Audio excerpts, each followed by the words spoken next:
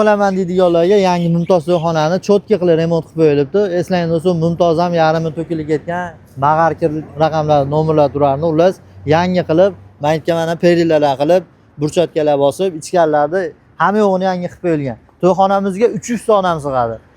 Bitta siqqanda 300 ta odam shuni olib kelib, qonun to'g'izib chiqarib yuborasiz.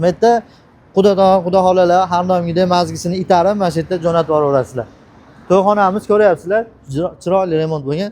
Kirishimizda chap qo'lda qo'l yuvadiganlar. Mumtoz to'yxona Kirgilida, Ariston bor mana. Bu menimcha normalniy sharoit qilib qo'yilgan hozir. 300 ta odam sig'adi. Xudo bitta kuyovlarning xonasini ko'raylik, nima bo'lyapti ekan. Xo'p, joyni ko'ryapsizlar, lyustralar qo'yilgan, remonti aboy qilib. Ama chiroyli remont bo'libdi. Hali ochiq svet bo'libdi. Mana bu stol stullar ko'rsating yangiligini. Mana yangi qarang. Piyolalarigacha yangida bor, hattoki. Hamma yoq 300 kishi.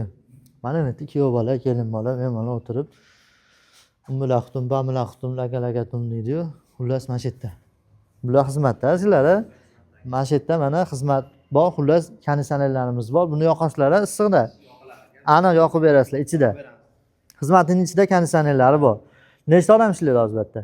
Bitta o'zi 4 ta 5 ta odam xullas bemalol ag'da xullas ulgutib olishadi. Telefon qilsalar ham Kirgilidan Mumtoz to'yxonada to'y qilaman deydiganlarga, tanishlarga jo'natinglar. Sababi hali bo'ynimizni baklashkalar olib borib bu yerda mumkin emas ekan. Chiroyli bola bo'lib ketishgan. Sog'. Hatta aka. Bu kesib yuboraman. Nima deyishing lozimda? Hozir gapirdiz o'sha gapni.